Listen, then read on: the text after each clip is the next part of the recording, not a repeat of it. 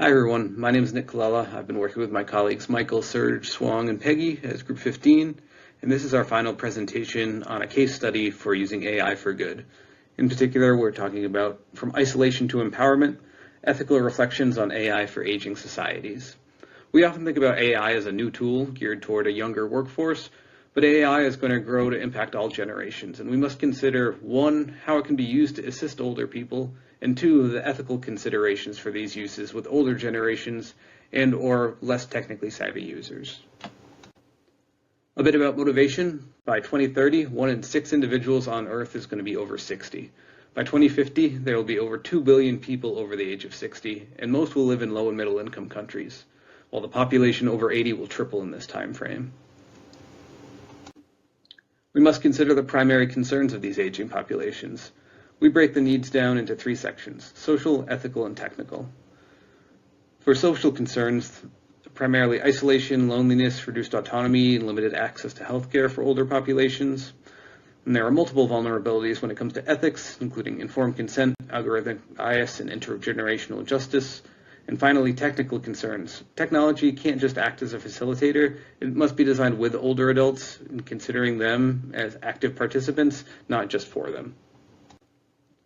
With all of these factors in mind, we will discuss a case study of developing a support app called Grandom Squad, which aims to ameliorate these issues in an ethical way. Grandom Squad is a digital intergenerational support app designed to assist older adults who are digitally or socially isolated and experience mild impairments such as memory loss or hearing difficulties. This project adopts an AI for all approach, targeting older adults while engaging younger people to assist. While we often consider AI apps in their standalone form, AI is also integrated seamlessly into a variety of technologies, and this inclusion is only going to grow as AI develops.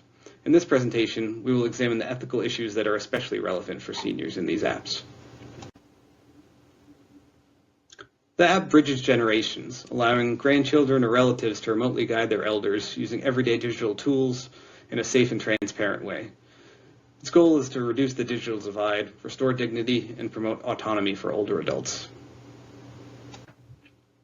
In bridging the digital divide with an app such as this, we must keep ethics at the forefront.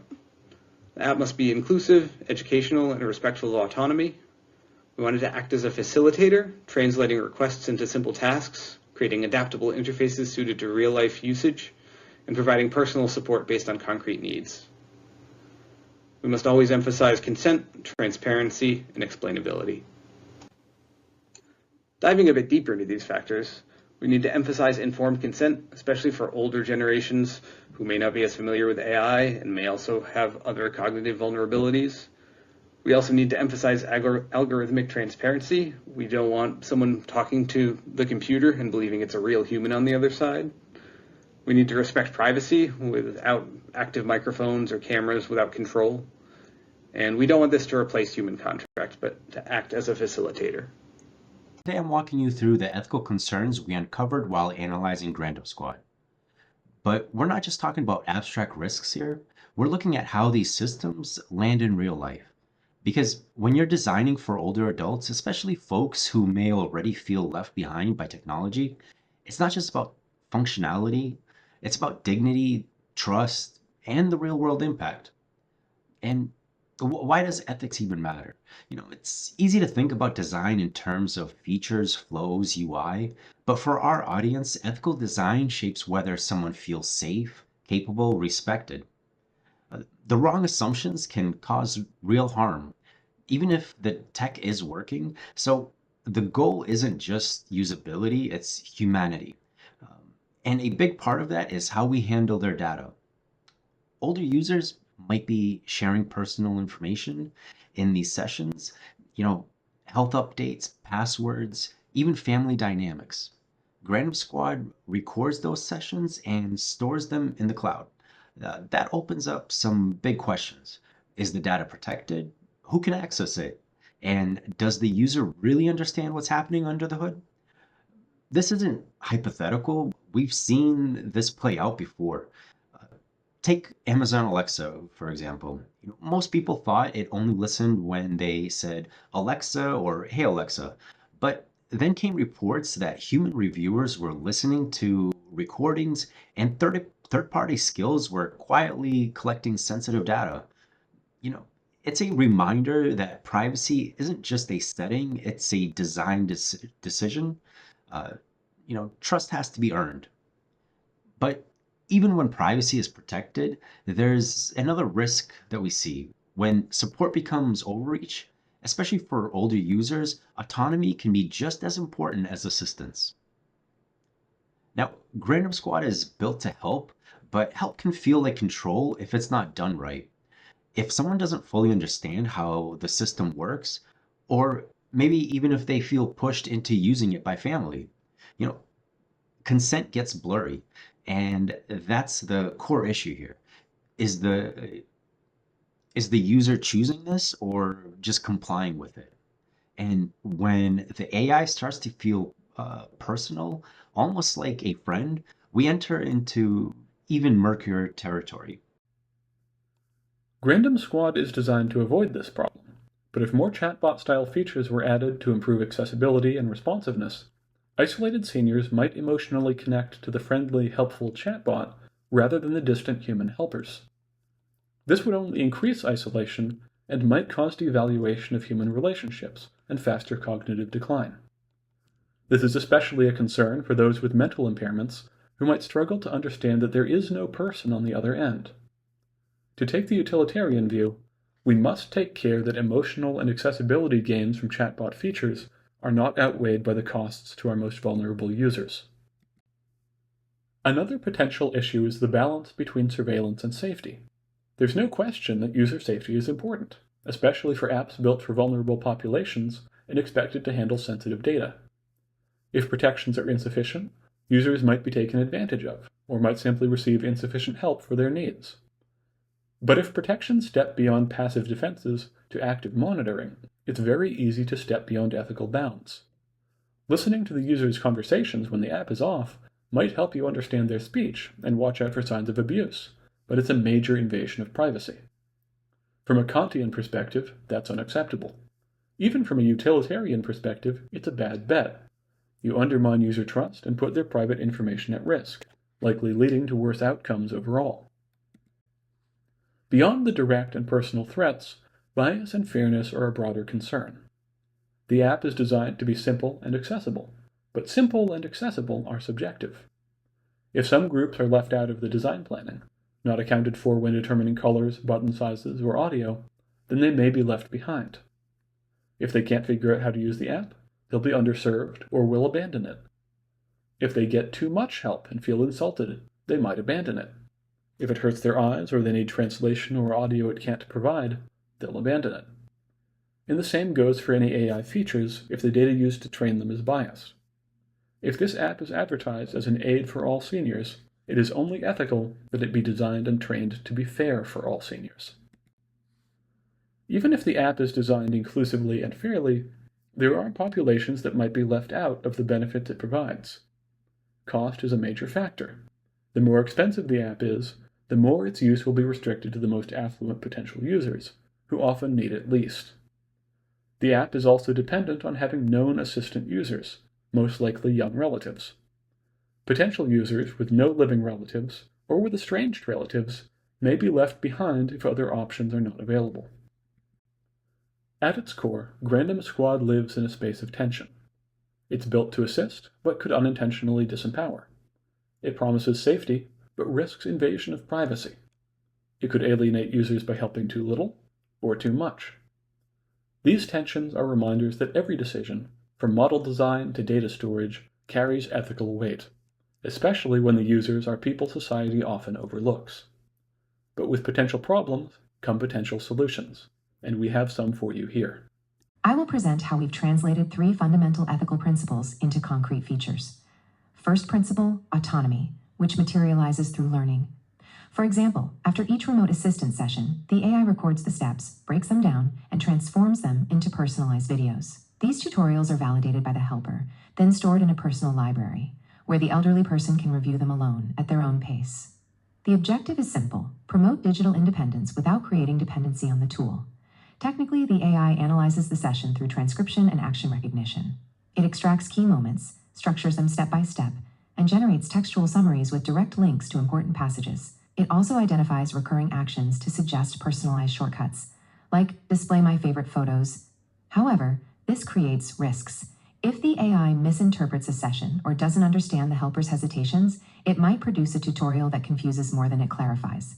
That's why human validation remains essential, acting as a common sense filter to ensure what's transmitted is clear, relevant, and truly useful.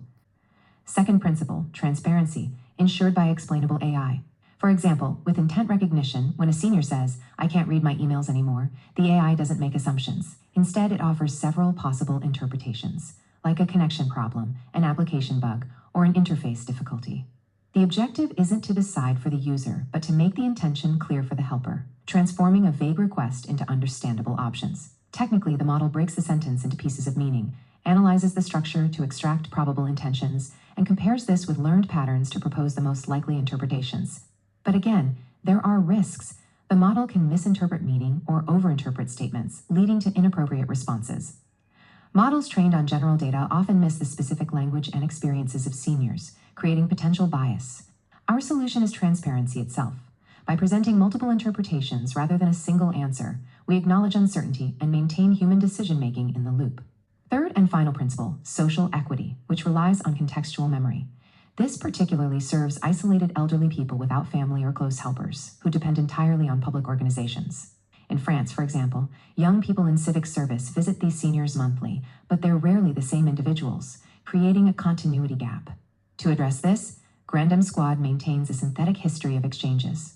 The AI summarizes previous sessions, allowing each new helper to continue where others left off.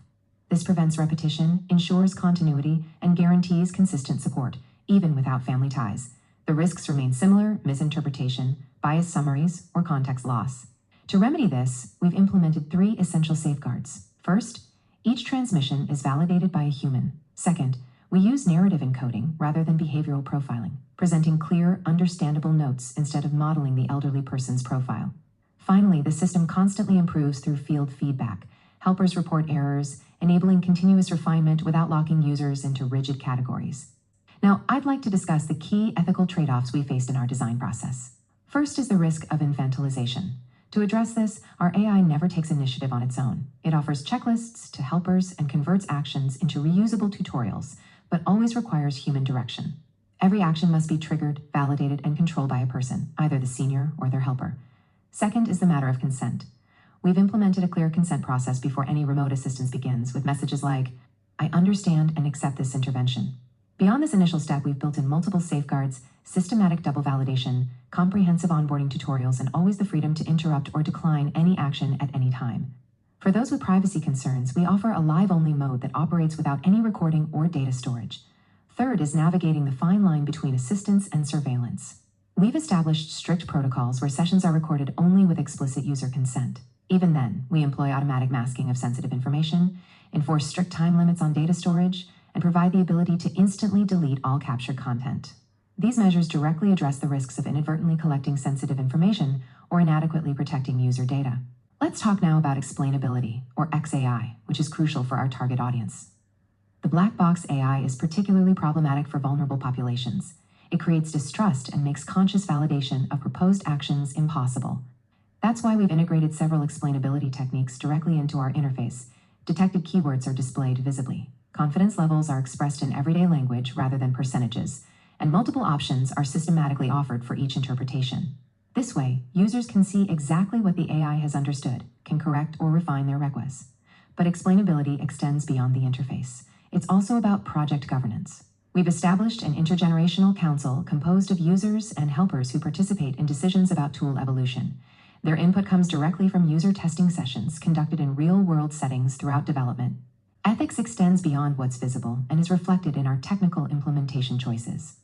We've designed our session recordings with privacy at the core. All recordings are encrypted, stored on GDPR-compliant servers, and can be deleted by the user at any moment. Videos are encrypted using AES 256 standard on the server side.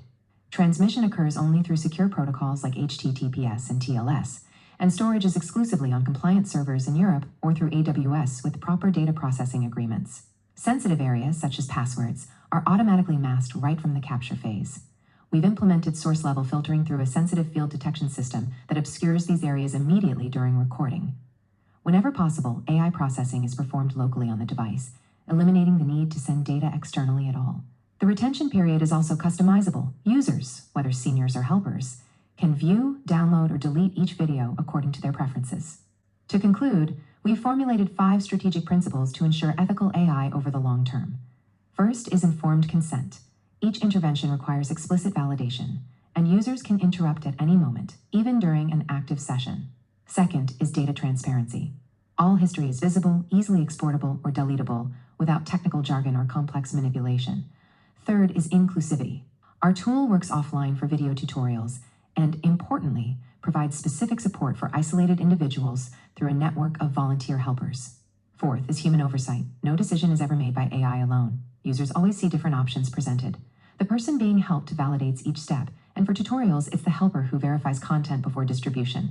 Finally, sustainability. Our model relies on community actors and values young helpers through meaningful recognition, not through market-driven incentives. As we close, I would like to invite us to step back from the technology and return to the people. Grandom at its core is not just a system, it is a relationship, a quiet way of saying, I see you, I'm here to help, even from far away. It's a reminder that dignity is not given by machines, it's protected by how we design them, and that ethics is not about perfection, but about choices, thoughtful and human choices. This project challenged us to ask real questions, and I would like to share 2 that we've been reflecting on. First, how will the ethical landscape change in the next 5 to 10 years? We believe ethics will go deeper into how we earn trust, especially from the people who did not grow up with screens. Consent won't just be a burden. It will have to be patient, explainable, and real. And AI will need to be emotionally aware, especially in caregiving. Secondly, how do we handle competing needs? We believe that a senior wants clarity, a young helper wants flexibility, a developer wants efficiency, and a policymaker wants security. The answer is not to choose between them, it's to design with all of them in the room. And that's how we build something human.